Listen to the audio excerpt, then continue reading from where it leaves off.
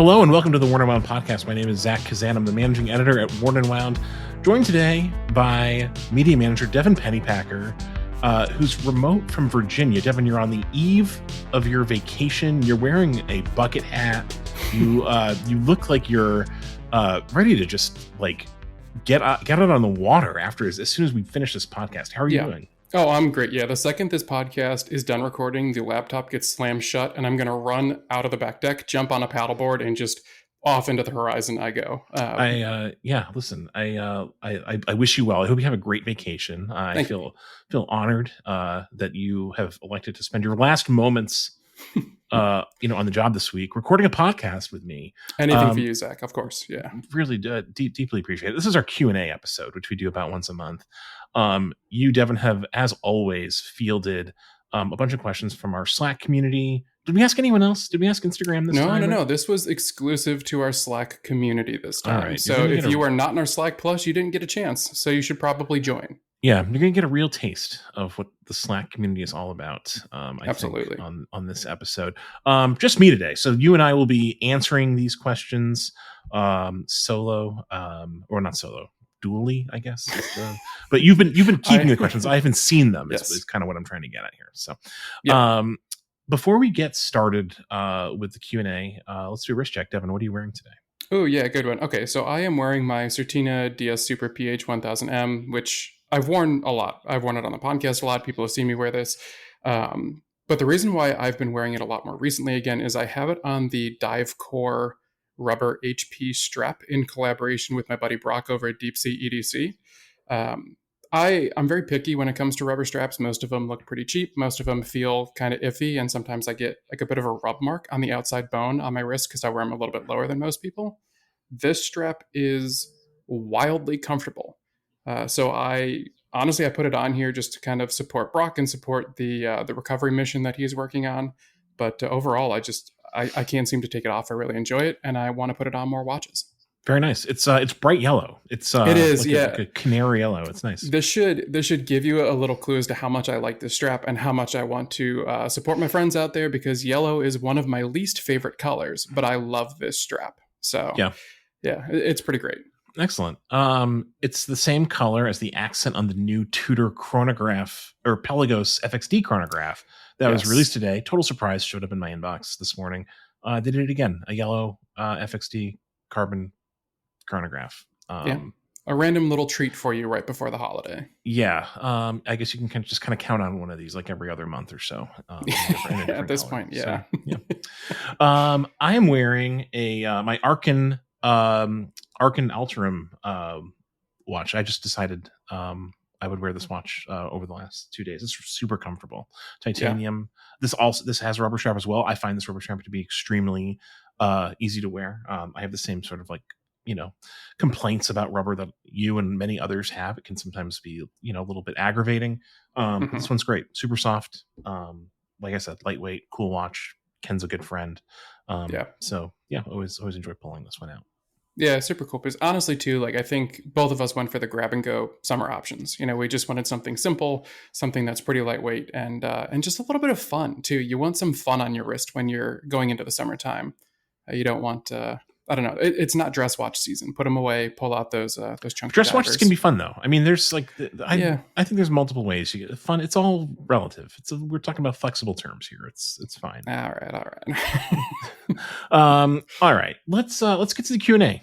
Devin, I'm excited to answer some questions from the Slack community. What have you got? Let's start off with a pretty deep cut here. Let's just dive a little bit into this one. Okay. Sean asked us, does a collector always naturally go upmarket over time, or do you think it's possible to stay more entry or mid-level without a hard budget constraint? I thought this was pretty pertinent considering the conversation you just had with Tommy not too long ago about kind of budget collecting. But this is something that honestly I have been battling with myself. So Zach, what do you think? Well, certainly I over time have gone, I guess, up market in terms of just like the cost of watches. I think that sort of comes with like just kind of understanding like what you're buying, and for me honestly just it's come with having more disposable income than I did when I first started Big collecting bucks Zach years ago. Kazan over here. Oh, well, listen, I'm fortunate. I don't have children, Devin. So Yeah, I mean, I that's a feel big like one. that's a qualifier I have to make every time is, I'm not supporting, a young life or anything. So that, you know, um, that changes the equation Yeah, quite a bit. Um, I think, for me, as I got deeper into the hobby, I wanted to experience more things, and I was curious about more expensive watches, not because they were expensive, just because, you just there's other things that you want to, experience at, and they happen to be at higher price points. And so I've kind of naturally gone up market, but I mean, the watch on my wrist is, under $1,000.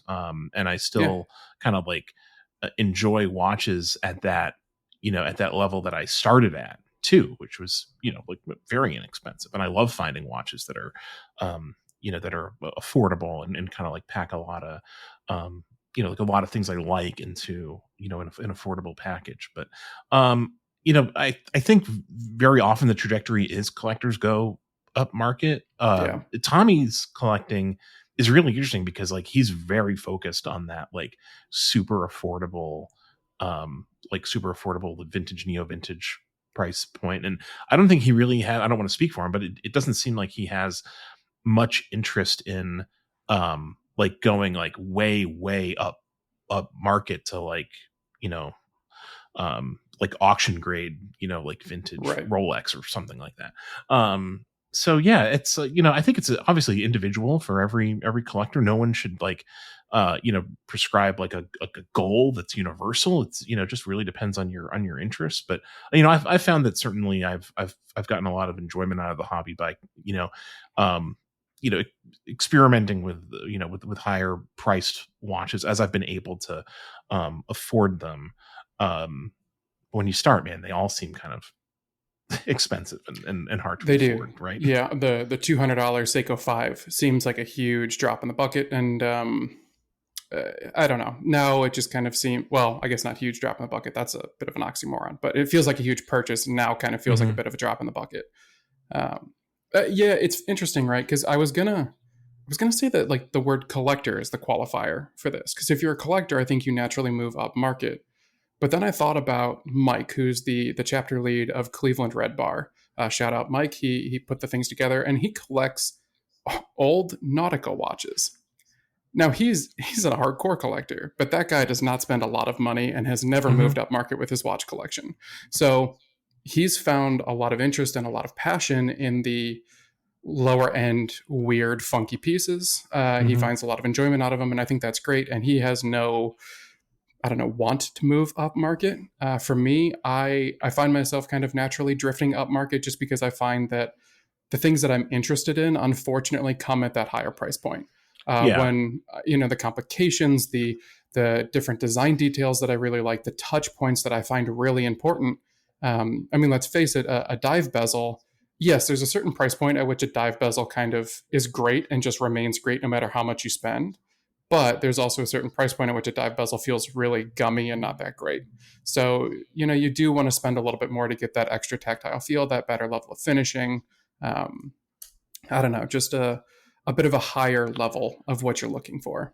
Yeah, when you start, at least for me, when I started like handling watches that were more expensive at meetups and things like that, like I started to gain an appreciation for those watches that are just like outside of the price point. I would never, I want to be clear, I would never like look at a watch and think like, oh, that's expensive, I want that because it's expensive. Right. Or um and I certainly never said to myself like one day I will collect more expensive watches. It's just a natural sort of evolution of my interests. And like I said, I'm still very drawn to, like affordable watches. Like I said, I'm wearing this Arkin today. Like, before I've been wearing this for 2 days straight. Before that, I was wearing a Citizen Diver. That's like, I think a $500 or $600 quartz watch, solar powered watch. So like it's really about the watch more than the price point. But I've been Yeah. fortunate that I've been able to kind of like move up the ladder, which is a quote, a phrase I hate because it's not really, you shouldn't think of it that way, but like it's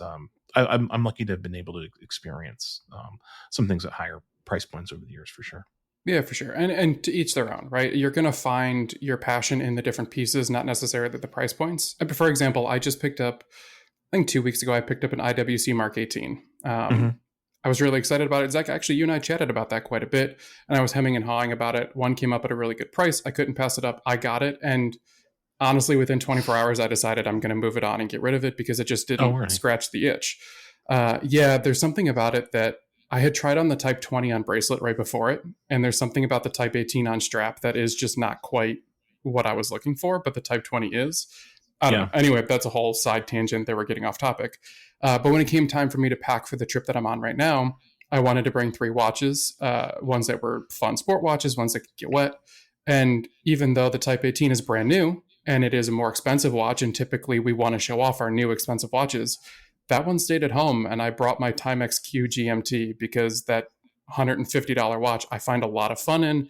It's finished better than I thought it was. I still find that like those $200 weird quirky finds, like that Swatch Scoob Aqua that I picked up, Mm-hmm. they're still a ton of fun. So even though maybe my taste has moved upstream because yeah, those are the complications and finishing levels that I'm looking for, we're all, as collectors, we're all still going to find those weird, more attainable options that we pick up that we still have fun with too. I hope so. That's certainly one of the things that kind of like drives my enthusiasm, is finding like the unexpected weird stuff that's affordable and approachable. Yeah, The things that I can like, you know, buy, on a whim, like late at night, yeah. and not like feel guilty The doom about it. scroll. Yeah. Things to kind of like supplement the doom scrolling.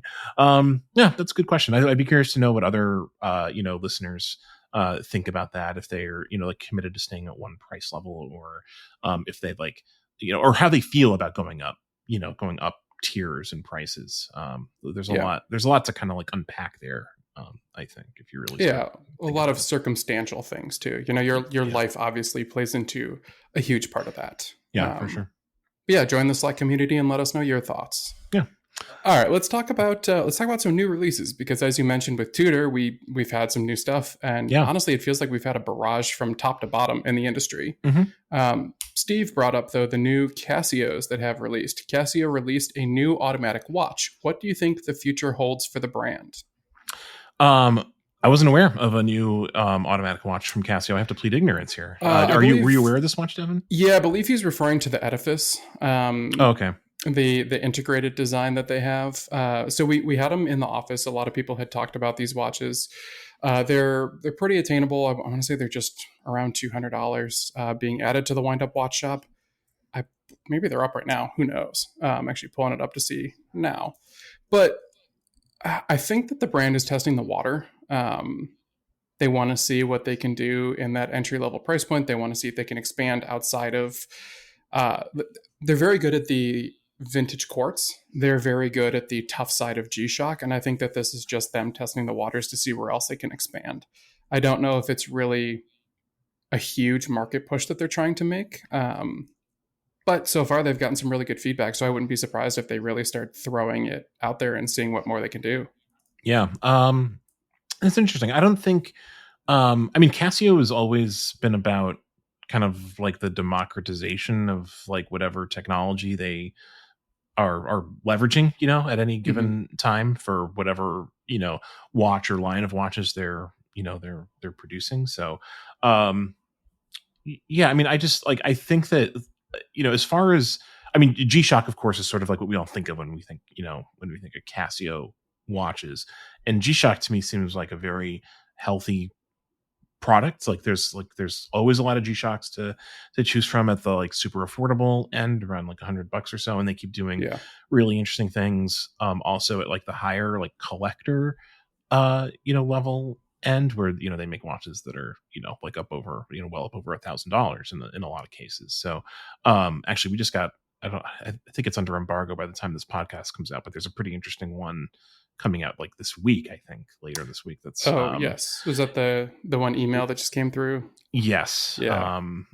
Very curious about that and to see the reactions to it. Yeah. So So we just did the thing I hate the most on podcasts is when people talk about things they're not allowed to talk about, so they don't mention it, but they mention it. So I'm really oh, sorry to all of our listeners right there. I love doing that. That's one of my favorite Oh, things on I'm a so sorry. podcast. I hate to say it. Yeah, I don't know. A future for Casio. I mean, I think Casio will just continue to like, make a huge amount and huge variety of watches for Yeah. every customer they can find. Yeah, That's for sure. they're a big brand. They have a long history. They make a really solid product, and I think they'll, like you said, they'll test the waters where they can. But I don't see them going into like high end mechanical watchmaking or anything Certainly not. like No, that. and honest, I'm going to be pretty blunt about these. So I've had some hands-on time with them because, again, we had them in the office. Um, these watches lack soul. So they talk about on their website that they're crafted for true sports car enthusiasts. Ugh. You want to talk about some gross marketing speak right there. Um, Frankly, like the integrated style is fine. I think if you are looking for an even more affordable automatic PRX, this is a great option. They're going to be very attainable. They're going to be fine. They're going to be automatic to scratch that box. Um, but these really, to me, they look like they were built to just check off boxes, right? 100 meters, sure. Integrated burst, sure. Automatic movement, sure. But there's no passion. There's no real design to them. They're going to give you a forged carbon dial that in person I think looks kind of cheap. I think all of these dials look a little bit cheap. And so I know that they're going to expand on them. I know we're going to get more color options. I think that for the price point, they're offering something very competitive and very interesting, but don't expect this release to light the world on fire. And like you said, don't expect Edifice to now become a high end automatic brand because it's just not going to be that. The Yeah. F91W is not a $5,000 watch, it's a $100 watch. And for that price point, it's fantastic. But, it's not going to set the world on fire. Yeah. All right. What's next on your list, Devin? Let's stick with new releases here. I know Ian, actually, I think he's been asking this for a couple weeks now, but people really want to know our thoughts on the new Omega Railmasters. People brought it up for a Week in Watches Live. They brought it up for podcast recordings. And so far, Zach Weiss has skirted around that topic very well. So let's talk about it here. What are your thoughts on the new Railmasters? I think they're fine. Like they're sort of like exactly fine. I don't really have much of a I just don't have a strong reaction to them either way. Okay. I guess they're like they're for a customer who wants a Seamaster or an Aquaterra, but something maybe a little bit more simple and vintage inspired, perhaps. I Sure. think that's sort of what Omega's going for with these. I think the Railmaster is one of those things that um because of the vintage references kind of have like a cult following that are like Mm-hmm. super popular among among like a small segment of enthusiasts and vintage collectors. I think it's one of those watches that there's always a lot of attention on, like the new one, but I don't know that it's like ever meant to be. It's not like a breakout watch. This is not going to be a watch that is um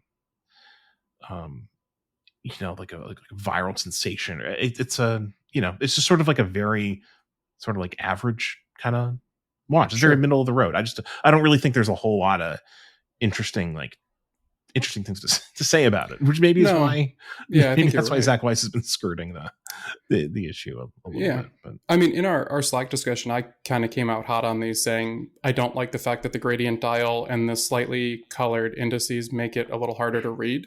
To me, it Mhm. feels like they went backwards in legibility, which is a complaint I had with that teal dial Aquaterra release too. It just seems like they made the watch a little harder to read.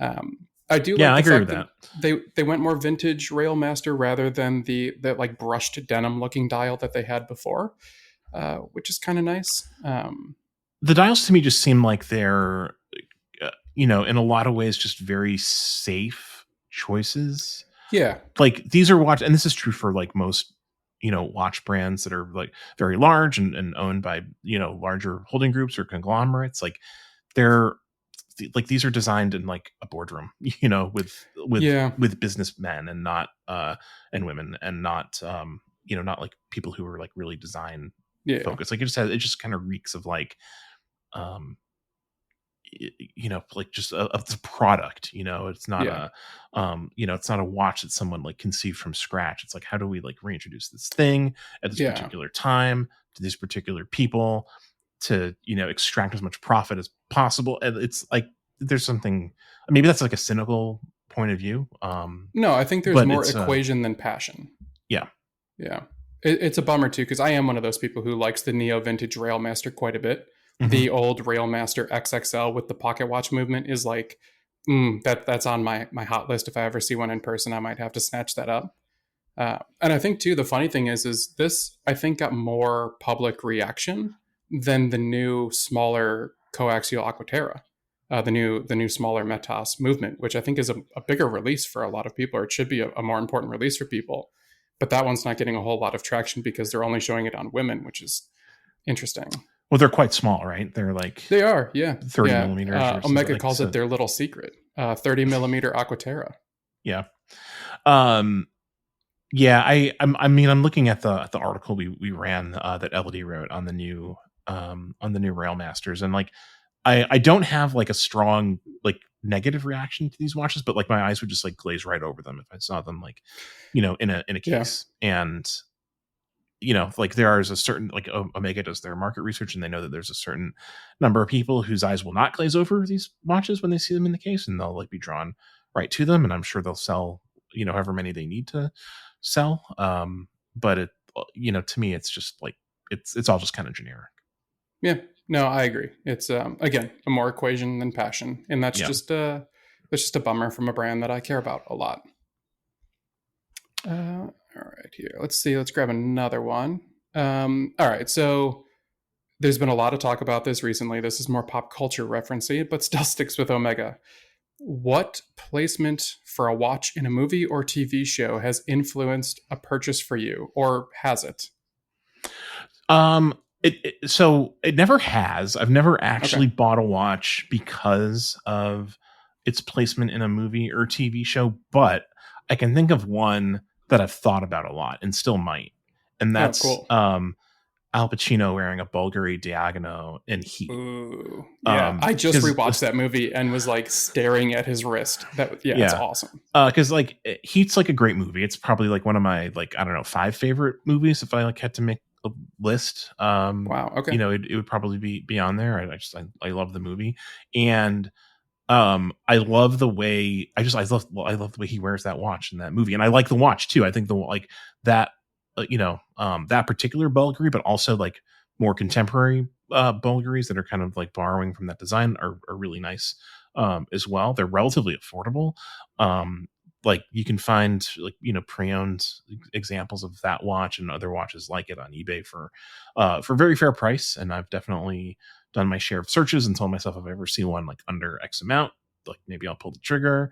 Um, so yeah, that's the only one um, that really comes to mind. But that's probably like my favorite like watch spot in a movie It's pretty ever is cool. probably that watch. I think That's it's a pretty. I just a mean, really cool choice. it is a Like cool it's so choice. like fitting of that character at that time. Like it just Yeah. it kind of like explains him in certain ways, Yeah. and yeah, it's cool. It feels more natural too. Like a lot of the more modern movies, and unfortunately too, just because of my age, most of the movies I grew up on were product placement watches. So there Hmm. wasn't a whole lot of opportunity for people wearing their own watches or just the costumer grabbing a watch and throwing it on somebody. A lot of the stuff that I grew up with was paid for. I don't think it's any shocker or surprise that the Omega Planet Ocean that I have is Hmm. definitely influenced because I love James Bond and Jeremy Clarkson, who's also a huge fan of that watch. So it's just one that I have seen on screen a lot of the time and have really loved looking at. And so when it was time for kind of me to get my milestone watch, that was top of the list. Yeah, I would say that that's definitely influenced by, but that wasn't the only reason. I don't think that I would ever watch a movie and love a watch in a movie so much that I would go out and buy that watch. But I know a lot of people who have, especially if you think of like Top Gun. Top Gun has sure, sold a yeah, lot of those Porsche Designs chronographs. Um, and yeah, there. IWC's. I'm guessing for the Yeah, new one. Yeah. yes, yeah, absolutely. And so it is important for a lot of the brands out there. I don't think that the new Seamaster Diver chronograph is really going to sell because of the James Bond video game, but we'll see. Who knows? Maybe that's the new catalyst that's going to drive watch sales forward. But yeah. Possibly. I guess we'll see. Quick sidebar since you invoked Double 007, what do you have Yeah. any thoughts on Denis Villeneuve being named the director of the next Bond film? I'm very hesitant about it. I don't think that there was ever going to be a decision that I was excited about. I'm a pretty diehard Bond fan, read all the books, watched all the movies, all that kind of stuff. I've actually read the books and listened to all the audiobooks too, because I just wanted to hear somebody else narrate them. Um, yeah, I don't know if anyone was going to do the best job, and I'm always skeptical of whoever the next person is. When they announced Daniel Craig, I thought, how dare they? Like, this random guy from Tomb Raider is going to step in and be James Bond, and I think he killed it. So, here's hoping that they do a great job, I but mean, I just don't know. for the like choosing the director though is like, I think, for the Daniel Craig Bonds, you had like some talented directors. You had Sam Mendes and Right? Cary Joji Fukunaga, and like you had, you know, I think like a better class of director than you had ever had in James Bond films Yes. before. And I think Denis Villeneuve is just like another level up in terms of like the caliber of filmmaker. It doesn't seem to me like it's really in his like milieu, like, so to speak. He's basically, because he's Right. done like so many like science fiction films recently, but he directed Sicario. Like, if he makes a Bond that's I like know. kind of like in the vein of Sicario, like that could be pretty pretty interesting, I It think. could be well, and like he's not afraid of grit, right? Like he's not afraid of like doing the scenes a little bit nittier grittier than a lot of other people would be. Mm-hmm. The thing that I guess I'm cautious about is just if you get a director that's kind of a relative unknown who's done some cool projects, you worry about them forcing their identity and being like, oh, this is my Bond film. But because he has such a strong identity in various, I don't know, kind of genres, I don't know which turn this is going to take. I think Dune being the more recent project, we can probably learn a bit more from that, which frankly is a bit of a mixed bag when you look at it. There's a lot Oh, of see, I people who love disagree. I it. think I think Dune's a huge success, and I think like the interest, Okay. like, I mean, whether you like Dune or not, like I think the point to take away from the Dune conversation with Denis Villeneuve is that Dune fans, like people who've like devoured the books and are like big fans of the books, they tend to love those movies. Okay. I don't know if you're a fan of the Herbert novels, but I've never read them. No, I mean, I don't know much about that. like the people who are like really deep into Dune love Denis Villeneuve's Dune. They're like Okay. they're like thankful for him. So like, and similarly, I think people who are like, Blade Runner fans, they really like his Blade Runner movie. So like, Yes. Yeah, that's true. I think that like he's a steady hand with IP, and Yeah. that's like that's a good sign. Arrival is also IP. That's based on a novel, and like that's one of my favorite movies. Yeah. So That's true. I Arrival's great. yeah. But at So least too, he's a big enough name too that he can potentially fight Amazon off a little bit. he won't have Final Cut. Like that's one Oh, that's they've already said that's that. one detail. He won't have Final Cut, and I think Ah, a lot of people are kind of talking about, well, Christopher Nolan, has always wanted to direct a Bond film. If they went to him, I'm sure, and this has been pointed out by others. This isn't an original thought on my part, but I'm guessing he probably immediately was like, well, can I have Final Cut? And right. Amazon's not going to give anyone Final Cut Yeah, on on Bond. So I imagine it was just a non-starter with him and probably some other directors too. sure. But yeah, apparently, I don't know if you know, the latest rumor is that they want to cast someone under 30. Like, this will be like early days of Bond. Like, yeah, the coming of age kind Yeah, of like Tom the Holland has origins. been talked about God, as please Bond. no, It's like please no. people are saying he's way too short. I don't know. Oh, It's I don't care about that. But Tom Holland as Nathan Drake should show you that that is just not his role. Like, please, for the love of God, don't do that.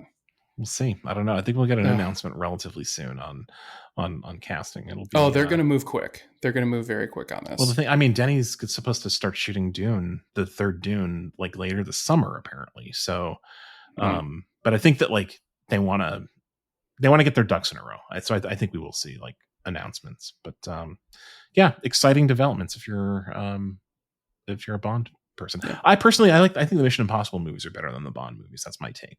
I know Oof. that Oh. watch. Yeah. Sorry. Okay. I mean, to be fair, I started rewatching some of the old Bond films recently, and some of them are horrible. Yeah. Absolutely terrible. I still love them, but they're terrible. Yeah. And I think that's like, I like the old ones like more than I mean, honestly, like I found the Daniel Craig Bond movies to be like kind of a slog, like, because they're just so they're just like so dour, and Are you like, trying to because hurt like me? my childhood Bond is like with Pierce Brosnan, number one, but also like the Yeah. old Bond is like so I don't know, there's like a sense of humor about those movies, and like a chintziness to all of it, and like that's really like all going to get lost with Denis Villeneuve if it wasn't Yes. already. Yeah. Because Denis Villeneuve is a lot of things, but he's not a he doesn't make funny movies. Like I don't think there'll be like a ton of laughter. That's a great thing though, because Amazon. Okay, I am so sick of these adult movies that have to work in childish humor. Like just so many recent movies where they're very adult themed, and then all of a sudden they make like a fart joke on the side, and you're sitting there going, "Why? Why did you do that? Like, let the movie be serious, let it be real, let it be gritty." I think that will be a very positive thing for the Bond films, because that's something I always worry about, especially too with Amazon. If you look at even like the Lord of the Rings series, what they've done with that, they still try to work in some weird humor here and there, and it just doesn't work. I like fart jokes. I hope there's fart jokes in the new Bond. Let's get the next question. Devin. All right. All right, let's go back to watches here. Yeah. What are Please, some of your favorite rubber straps or leather strap brands? I know that's always a big topic in the summer. People are looking at swapping out their straps for a little bit of fun. So let's give the people some recommendations. So we're looking for brands that make rubber straps that you can buy for like you can buy for like so like the thing that immediately comes to mind is like the Ming rubber straps are like the best I've ever. Oh, okay. Like, well, had. No. So, I'm thinking like aftermarket here that you can easily swap out. Yeah, you've got your Seiko Turtle. You're looking to swap it out for a couple extra straps. What are you going to tell the person to throw it on? So honestly, I really love the Strap Habit rubber strap that I picked up for my Christopher Ward Belcanto. They have a ton of different colors. I find it to be like very like again I'm pretty picky when it comes to rubber, but I find it to be pretty comfortable and soft and very very wearable.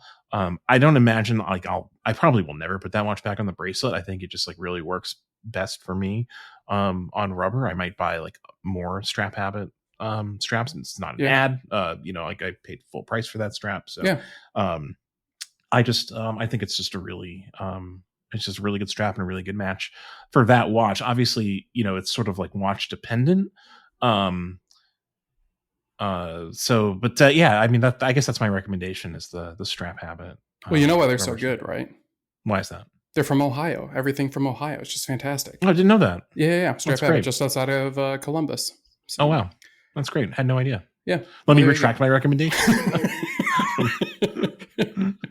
No, that's a really good one. Their straps are fantastic. I talked about the Dive Core strap earlier, so I'm not going to shout that one out again. It is fantastic. Go check it out if you want to. Really good rubber. I'll give you a leather strap brand recommendation because they asked for rubber and leather. Mm-hmm. To be honest here, so I started off early on buying a bunch of cheap leather straps from what is now CNS Watch Band, because leather straps can be very expensive, and I find that they're very particular about how they look on different watches, or at least I'm very particular about how different shades look with different watches. So I would buy cheap ones on CNS and put them on the watch and see if I liked the pairing, if I wanted to buy a more expensive one. But what I found a lot of the times is that those cheap straps just looked very cheap, and I ultimately hated them because of it. And before I worked at Worn and Wound, I was actually buying leather straps from our wind-up watch shop. So I have a couple of the leather rally straps from the wind-up watch shop that I really like, the suede ones. I have one in gray and then one in like a greenish suede, and I adore those. They look so cool on like a pilot or field style watch. I honestly don't wear them too much anymore because I find myself wearing divers most of the time. But those straps I really enjoy, and compared to other ones out there, I feel like they're very fairly priced. But to give one outside of our ethos, I still buy a lot of rubber straps from like Uncle Seiko, who I guess is now Uncle Watch or something like that. Uncle Turtle? I don't know. Trademark police have come for Uncle Seiko. Those are good. I've had those as well. For leather recommendations for me, I think one of the best things you can do, it's a little bit more expensive, sometimes a lot more expensive, but like go custom, get a custom, find someone who will do a custom made strap to your specs, to your wrist size and your specific, like the type of leather, the color, the stitching. You can get it all customized. In a lot of cases, we've been asked this question before, but I'm happy to like shout these guys out again. Atelier des Griffes is wonderful. You can link for them in the show notes. One of the first the kind of like custom leather strap makers that I found. He does really fantastic work. Straps really hold up. I've had some for like many years now, and like they still look and feel great. Also, David Lane Design, who comes to Oh yeah. windups. He does really fantastic work. Probably like my, I've probably spent like more money like on individual straps from David Lane Design than like any other strap maker, and I honestly feel that they're worth it. Like I think they're in like the $200-$300 range, but like really really good high quality stuff. He also does customizations, I believe, and has stuff that's sort of like off the rack, so to speak. So I'll shout out those two strap makers as well. But Nice. but yeah, custom, I think, when it comes to leather, is really key. Like it's great to like get everything dialed in, like for the watch that you want, to get something that's just like perfect without compromises. Yeah. And it's like it's more expensive than a normal leather strap, but it's not like so expensive that it like you have to avoid it. Like if you have a Right. nice watch, get invest a little in a nice strap. Yeah, just be forewarned, you're never going to get the value back out of it. If you try to resell the watch with that custom leather strap, nobody cares that it's custom. They're Absolutely not going to not. give Yeah. you extra money for it. So, just No. like No. putting money into a car, nobody cares. Yep. Yep. 100% Um, agree. Straps are the tires of cars. They're yeah, they eventually they're consumables. So yeah. you know Oh, you have to look at them actually, that way. sorry. One last one here. I need to shout out. I brought along the Watches of Espionage FKM rubber strap. I threw it on my Planet Ocean, and I can't give it a full endorsement. I just threw it on there to test out this entire week. But so far, I've really liked that one. It has a bit of a curve to it, which to me Yeah, is like really really important with those rubbers. for sure. Yeah, Because again, my wrist it tends to rub the bone a little bit on a lot of those, and so far so good with that one. cool. All right, Zach, what do you say it's summer, we're doing a lot of traveling. What do you say we do a couple here that involve traveling with watches and tools and stuff like that? Love it. Let's go for it. All right, let's do some here. Okay, so I know you travel for work quite a lot. What are some of your airport travel tips? Whenever I go to the airport, I always do X in order to make sure that the trip goes well. Airport travel tips.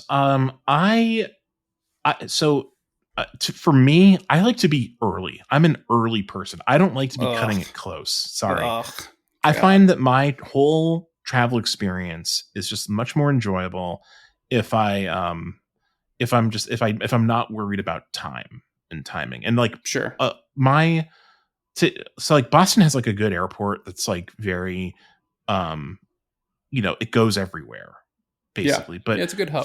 for me, coming from New Hampshire, it's like kind of hard to access because of Boston traffic, where the airport is in Boston specifically. So if I have an early morning flight, I basically have to I drive to like basically a bus station, like a train station, and take a shuttle bus to the airport that reliably gets me there in like 20 to 30 minutes, from that stop. And then it's an extra layer of travel that like requires a little bit more planning because of like the schedule of that shuttle. So like I'm often like quite early, to my flights, especially if they're international. And I don't mind that. Like I find that like scheduling myself to be a little bit early, in the airport is helpful.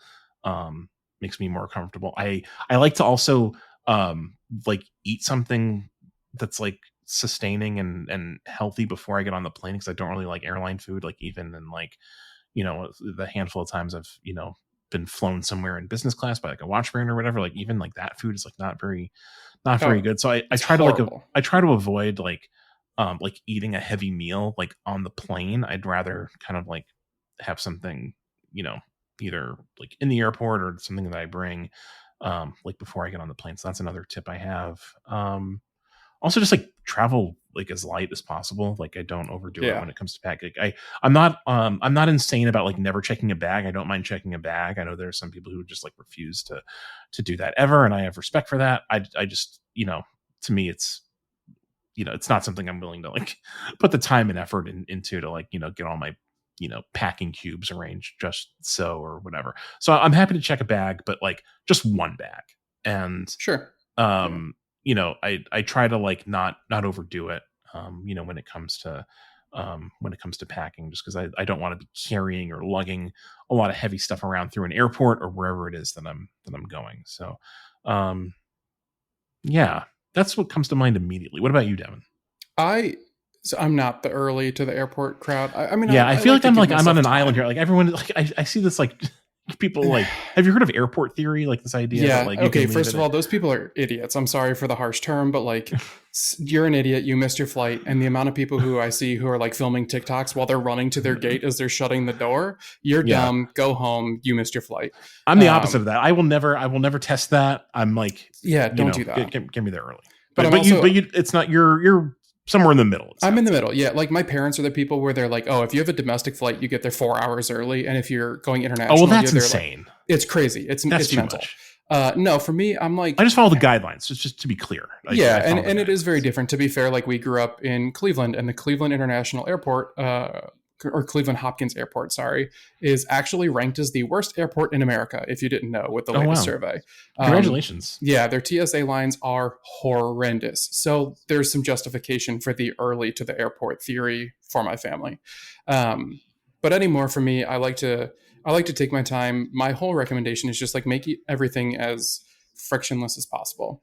I am the, put on a pair of joggers and long socks so you're comfortable, slip Hmm. on shoes so it's easy, nothing in your pockets when you're going through TSA, phone, wallet, everything comes out and goes into your bag. Don't put it loose in the Oh tray because yeah. it's such a pain in the butt to pull it out of the tray loose.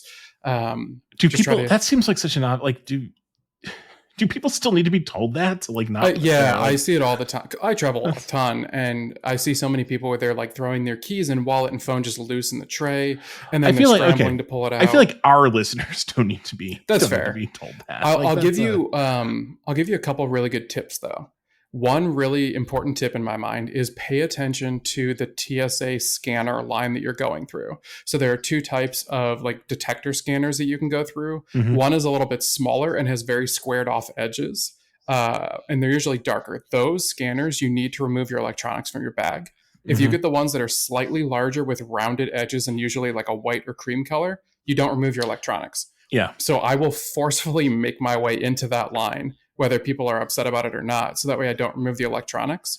And then the whole time that process is going on, I am overly friendly and communicative, because I also sometimes travel with food and I'll get my bag searched because of that from time to time. And so I'll Hmm. talk to the people, I'll joke with the people. I always have a very light disposition because I also, I have like resting jerk face. And so like I have to be a little friendlier with people. And usually it makes the whole experience just better. Yeah. That's maybe the best tip is just be friendly. Like Yeah, 100%. Because they're also like dealing with the worst people, especially now that Real ID is a thing. yeah. People suck. And they're so mean to the TSA agent because they didn't make an appointment at the BMV. It's Hmm. insane. It's so crazy. Yeah, being friendly to airline staff also I Yeah. find like really pays off. Like you're treated better by Yeah. by the flight crew and you're nice to them, Yeah. it's not rocket science. The thing about the scanners too is the so in Boston the international terminal, the scanners are the type that you don't have to take your electronics out, and like Yeah. that line, no matter how long it seems like that line is, always moves so fast. Yep. um the other terminals in Boston that don't use those scanners are like real hit and miss sometimes. Yeah. Sometimes they move quickly, sometimes they don't, because people are confused and they, Hmm. they'll take their laptop out and they'll be told to put it back. It's kind of a mess. It's a nightmare. Yeah. So here's another question. Kind of, I've been thinking about this because of travel that we have coming up to Chicago. So, Yeah. um, so obviously Boston, like big international airport, you can get everywhere from Boston. I'm also like very close to Manchester. It's called Manchester Boston Regional Airport. It's like 20 minutes from where I live. It's a small regional airport, very sleepy. And usually there's like very, there's no TSA line. Yeah. Sometimes I wonder, like, do they have TSA here? Like, this is crazy.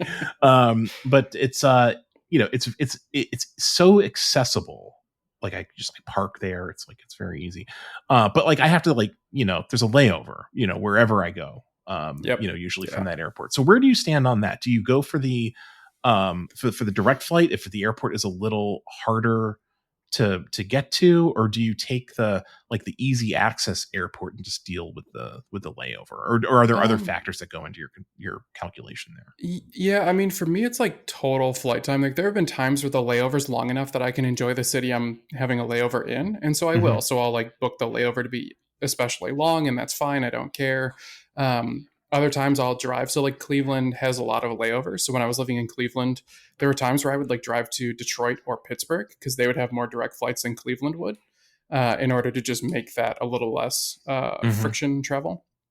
And so it really is very dependent on it. But I think that the location of the layover and your time of layover are more important than anything else, because there Sure. have been times where it's like I'm landing in the Detroit airport, which is weird. It's long and sprawling. And the layover is 45 minutes, which in theory sounds great because you're like, oh, I'll get off and walk to my gate and it's fine. But then you don't realize that you have to like get off and run to the tram and get on the tram and take that to the Yeah. next terminal. And you're gonna miss it most likely. Yeah, I mean, it's like this is something that like you only like discover when you like really fly a lot. It's like Yeah. every airport's different. Like I recently Crazy.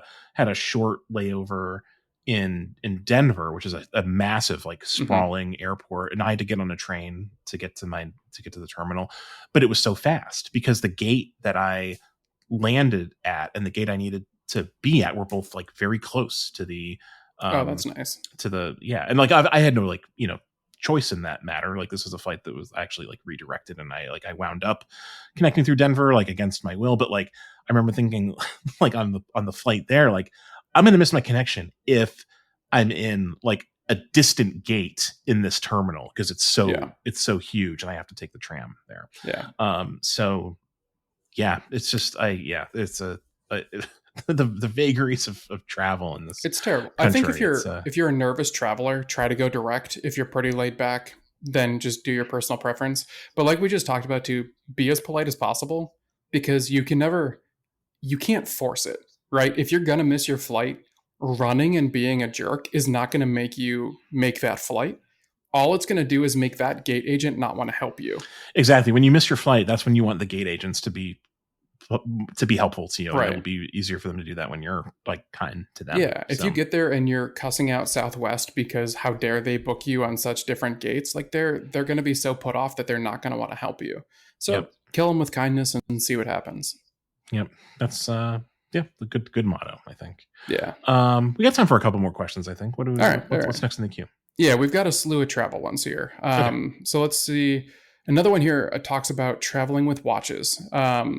Do you check your watches or carry them on, or do you even travel with multiple watches to begin with? Ooh, never check a watch. That's Yep. yeah, don't do that. Yep. Very very bad idea. I so I've talked about this on the podcast before in a number of different contexts. I really have been moving towards like not traveling with a lot of watches. Like unless I'm going Okay. to a watch specific event like wind up, like I'll probably take like two or three Yeah. watches Yep. perhaps. But in general, particularly if I'm just traveling like for pleasure, which is like who does that anymore? I don't know. Um, I take one watch. Like I don't feel a need to take like a bunch of watches. Like if I'm going on a vacation or even if I'm going on like almost any work related trip. Just yeah, I take one watch. It's simple. It leaves more space in your your carry on to like carry other things that are probably more critical than extra watches, Yeah. additional watches. So yeah, my personal preference is to um travel with one watch most of the time, unless I'm going to like a very highly specific watch event, like a like a wind up, Sure. or like watches and wonders. I'll also bring a few watches. If it's a longer trip, you might want to switch Yeah. things up a little bit more. So I saw myself shifting where for a long time I would bring a handful of watches because I was excited. I wanted to show them off. I wanted to bring these watches with me. And now I'm the same way, where if I'm going for like work travel, where I'm going to be interacting with people, I'll bring two or three watches. If I'm doing personal travel, it's usually one, maybe two if I have a nice dinner or something like that. mhm. Um, but there's one thing, okay, there's actually one concept I want to talk about here quickly because I was listening to the latest episode of Two Broke Watch Snobs, and they were talking about traveling and a recent trip that they had gone on. And there's this idea of having one watch that is like the watch you take on all of your trips. And they were talking about, the one guy who's brought his Doxa on all of his trips since he bought it. And that's really important to him that he brings the Doxa so he can build these memories into the trip. I bring my Seamaster on almost all my trips since I got the Seamaster. It's important to me to have these memories baked in. But I think what's really interesting about that is, at what point does that kind of become a burden where you need to break that habit? Because if you're not going to wear the watch, don't bring it, because then it is just something that you worry about the entire time.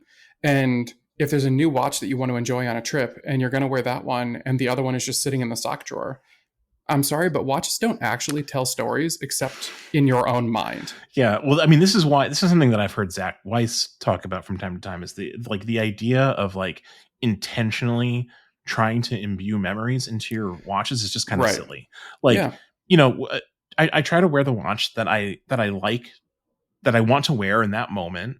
And I just sort of like, it's intuition. Like, you just kind of Yes. like, Yeah. I don't try to like, you can't plan out a nostalgic moment for the future. Right. Like, that's kind of, Yeah. It's that like, doesn't how make a lot weird of is sense. it if you're sitting there on your couch when you're old and you're looking at your watch and you're like, remember when I made myself bring this watch to Africa? Yeah. Like, what a weird thought. And I'm not saying that the guys from Two Broke Watch Snobs were talking about it in that way. Like, they very specifically, they're talking about wearing their watches and actually using them. Mm-hmm. But I have seen this a lot where people, they don't actually wear them. They'll just bring them on the trip. And it's like, but Well, you didn't like, I don't get that. Yeah. I mean, that doesn't make a lot of sense I mean, wear your watches. Like, if you're Right. bringing it somewhere, to wear, Yeah. then wear it.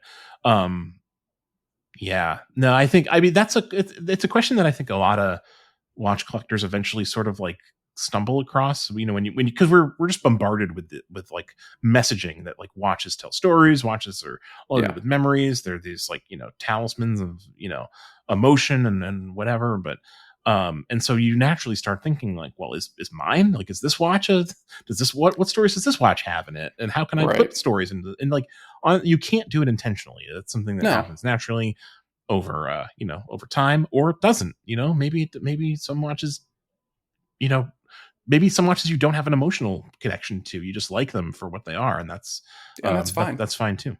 Yeah. I'm not going to be a famous explorer who, like, people see photos of me in 100 years and they're like, guys, I found Devin's watch and I have the photos to prove that it's his. No one is going to care. They're going to find my broken watch that's beaten up, and the only question is going to be, should I polish it? Like that. That's it. Yeah. Assuming where's the closest pawn shop so I can so I can scrap this. Well, I mean, so I had a question come to mind that's sort of like related to this, and it's about, this is like very kind of like watch media centric, but like when you're going on a press trip, how does that inform your watch, the decision that you make of what watch to bring?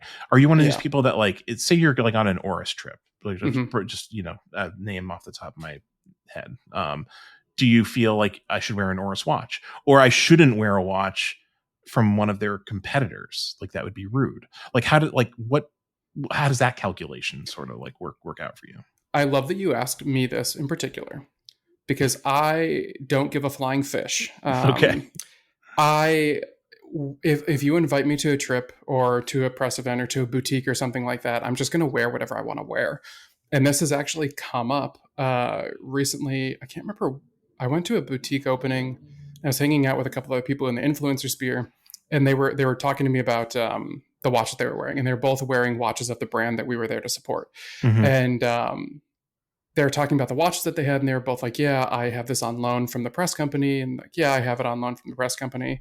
And in full disclosure, they had reached out and asked if I wanted to borrow a watch for the launch as well. And I very politely said, thank you so much for offering, but no thank you. I have a watch that I'm going to wear. No big deal. And I was wearing my Timex Q GMT. And the photographer's going around taking photos of people wearing the watch at the watch boutique, and they're all excited to show off the brand. And she looks at me and she goes to take my photo, and I'm like, this is not the watch that you want to show off in this boutique. Like, it's fine, I appreciate it, but this is not one of their watches.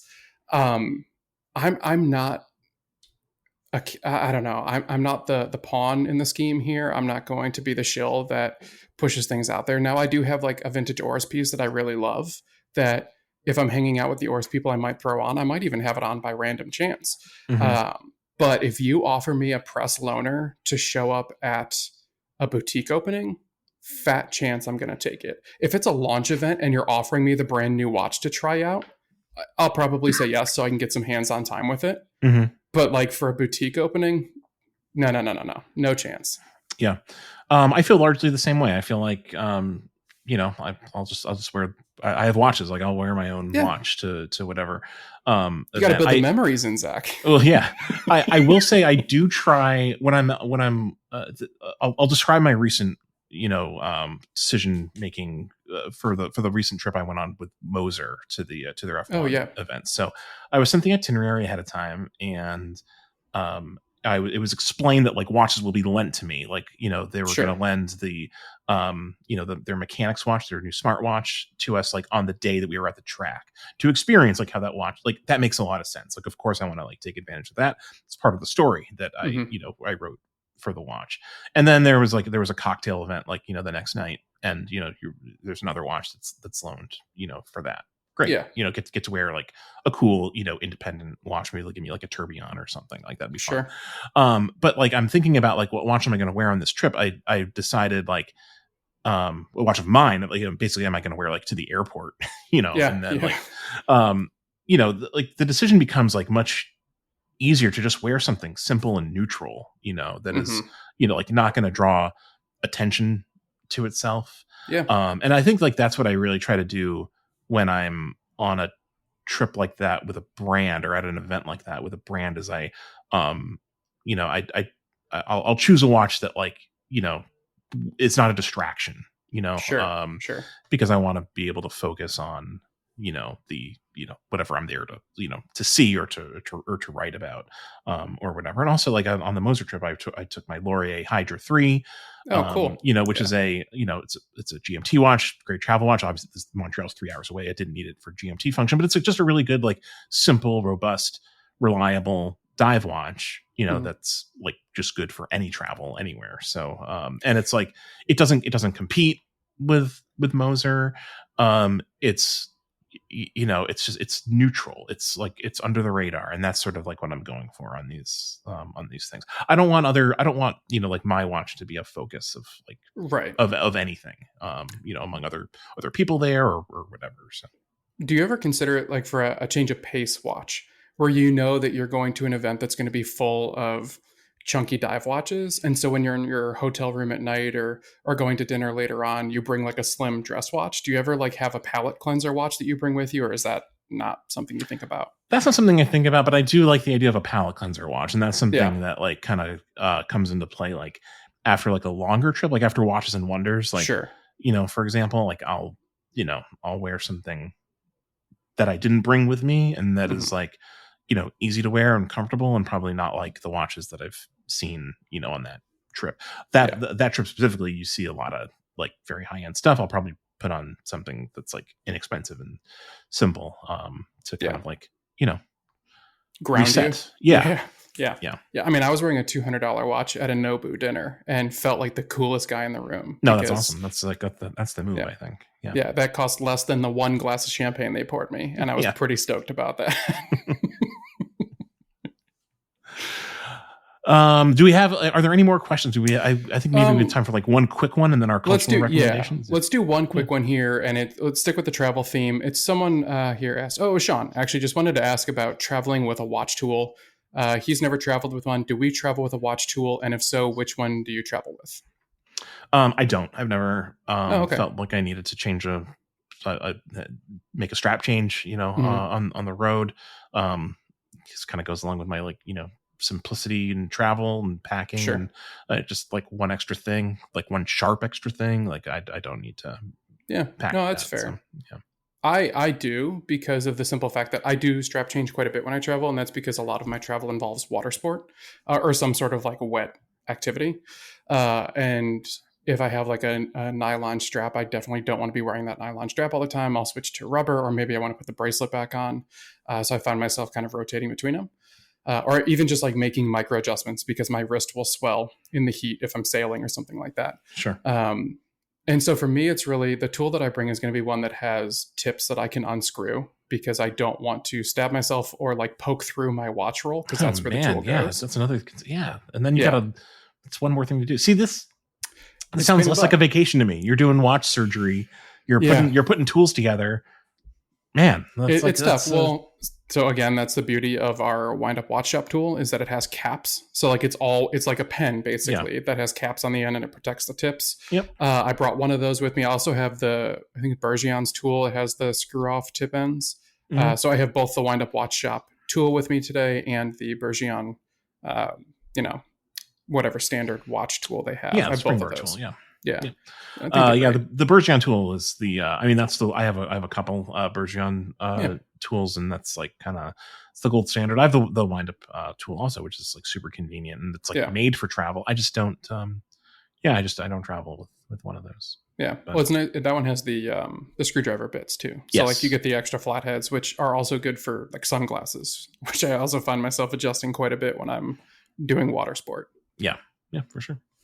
Great questions. That Yeah, was yeah, we had a lot of good questions in there.